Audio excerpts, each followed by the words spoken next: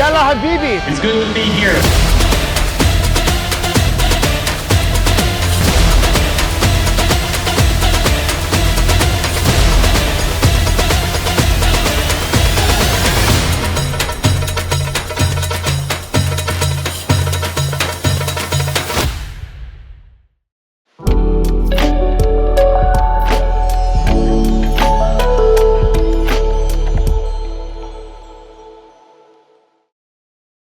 Okay, so today we have with us co-founder of Tezos, Mr. Arthur Breitman. So, Mr. Breitman, how have you been in the token 2049 so far? Well, I've only been there for a couple hours. I flew in this morning. I give a talk about Uranium.io, which is a platform for Okay. buying uranium, and now giving a few interviews, walk around the stands. That's great. So first, let's talk about Tezos. What's the current state of Tezos, and how is the on-chain activity going so far? And what are your comments on that? So, as you may know, Tezos is a platform with an on-chain governance, Yes. which means that through the power of its community, it's able to upgrade itself in a decentralized fashion. And so right now we're about to go live with a new upgrade, which is a Rio upgrade. Right. So the upgrade have been named after cities, starting with Athens, and so now we're at R. So it's been a long journey since the chain has launched in 2018. It's constant improvement is a way of defining, I would say, the chain. And as part of the technical direction, we've had a push towards scalability and scaling the chain toward with rollups. Now, people think a lot about rollups as a way to scale horizontally, where you basically are going to spread yourself thin across many rollups. But rollups are actually a great vertical scaling strategy. You can have a massive rollup, and that's a better structure than trying to scale your base layer. So we're working on that, and starting with Etherlink, which is an EVM compatible rollup, and then bringing on more throughput and more general capabilities. So you're saying that we could switch any EVM dApp to Tezos, and then we can operate seamlessly there? Absolutely. And when that project is called Tezos X. Tezos X is this idea of like a massively scalable rollup on top of Tezos. And the very first step of Tezos X was to do it with EVM compatibilities, exactly for the reason you mentioned. That's There's a great. lot of EVM dApps out there. There's a lot of EVM infrastructure, and Right. you just get that for free out of the box. And they'll work as an L2 towards L1 being Tezos, right? Exactly, that's That- right. that's- Yeah, that's right. great, But that's it's great. an enshrined rollup, right? So it's not just a dApp running on top of Tezos like you might see on Ethereum. It's really an extension of the Tezos network. Oh, I see. All right, so let's talk about the new product that has been launched on the Tezos about uranium. That's really a great concept that we could actually buy uranium, physical uranium via Tezos. Yeah. So let's talk about that. How did the idea came into the mind of the developers, and how that has been developed, and how uranium is being backed when you buy it from uranium.io on Tezos. Yeah, so I got interested into buying and owning uranium as Right. part of an investment thesis in 2021. Yes, and yes. I felt it was a great fit for a blockchain tokenization because it's a very important asset, very exciting asset, and it was just like not a good venue to trade it. Yeah, and I that's thought right. the blockchain would be a great way to put that on. I looked at the options that were out there. They were ETFs, but they were trading at a discount. And so there was just like not a really good option. And I thought like, let's make one happen on Tezos. Yeah, and in a lot of countries, it's not available option to even buy uranium. Like on the big countries, you can easily buy an EDF or a suitable financial product Yeah. that can attach you to uranium. But in a lot of countries, there is not an option.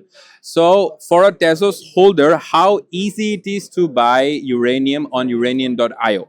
Can you talk about that? I think it's very easy. And even if you're not a Tezos holder, like it's really easy for Oh. anyone. You go to uranium.io. Right. And then you can sign up either if you have a wallet or you can even use social sign on and not even have a wallet. You buy it with a stable coin, which you can also like buy itself with Transact. So Right. really, even if you're like not a crypto native users, you can go on uranium.io and very quickly end up with owning a So few anyone, tokens. even with the fiat, anyone can buy uranium. That's on right. Yeah. uranium.io. That's right. Yeah. And the records of everything goes to the Tezos, right? The what? The records of uranium Yeah. on uranium.io, the people who have purchased it, Yeah. it is backed by the Tezos blockchain technology. Yeah, it is backed by Etherlink and Tezos. So Etherlink is a layer 2 solution on which it runs, and then Right. Etherlink itself is on top of the Tezos network. Right, right. That's great. So, other than that, any special thing that you can talk about uranium.io? Like, as you have already migrated one commodity there, Yeah. what about other commodity? Because there is a huge market share of Paxos Gold right now on Ethereum that people prefer on volatile market situations. So, are you planning anything about gold or any other assets that people are actually actively buying right now? I'm less excited about gold because there's already like a lot of options for buying gold, Right, right. whether tokenized or not tokenized. There's many tokenized Yes. gold projects. So I think it makes. I mean, I still think it makes sense to bring a gold token and make it available on the platform. But I would say I'm very excited about industrial metals because they don't have really good existing venues to. You to mean buy like them. silver, copper, other metals? Silver, like precious metals, like silver, have some venues, cover a bit. Right. More like rarer things, like rarer. The metal itself is not necessarily rarer, just like less common. So lithium is interesting Lithium, because of the okay. battery applications. Cobalt is interesting as well. Right. We could also do rare earth elements. So there's a few things to look at. And do you have any aspects about future aspects on it, like for natural gas or oil or any other any commodity like that? Yeah, oil is quite interesting as well. Right. There's always some. Oil is can be a little trickier because there's a cost of storage and there's a seasonality. Right. So for oil, the cost of storage is low enough that the seasonality is not a huge issue, but it's a real thing. If you look at the market like natural gas, for example, super high cost of storage, super high seasonality. Yeah. Right. So for uranium, the cost of storage is fairly low, all things considered. So as of right now, if I may ask, where are you storing the uranium that is backed on uranium.io? How it is being stored and preserved? Right. So there's a few places on Earth that will let you do that. One is in the south of France, one is in Canada called Cameco, and that uranium is with Cameco. Oh, so it is being preserved there and it is being bagged and available on this platform. Yeah, obviously there's a lot of regulation around the storage of uranium. Yeah. It's radioactive at certain point. Yeah. So it's not, So- and just I want to clarify. So it's uranium oxide, which is U308, like also called yellow cake, Okay. and it's not enriched. So it is radioactive. Like you Right. don't want to breathe this stuff. Yeah. I But mean, you can store it at home. But it's a lot safer than enriched uranium. Okay. All right. So that's really great. Anything else, Mr. Breitman, you want to talk about? You want to say about Tesla's future in the near term? Yeah, I mean, a lot of exciting technical developments on the near term in Tezos with the launch of Justice, which is a JavaScript rollup. So enabling JavaScript developers to use all the traditional development tool, all the traditional libraries on a rollup. Like we've seen a lot of blockchains claim support for JavaScript, but it's always very, very partial support, and this is really full support. That's great. Any other than Tezos, what is your general overview of crypto market in these conditions? If you want to have some comment on that. I mean, it's one of the main factors is that there was a government onslaught against the crypto industry in the U.S. in the past 4 years. So that has ended.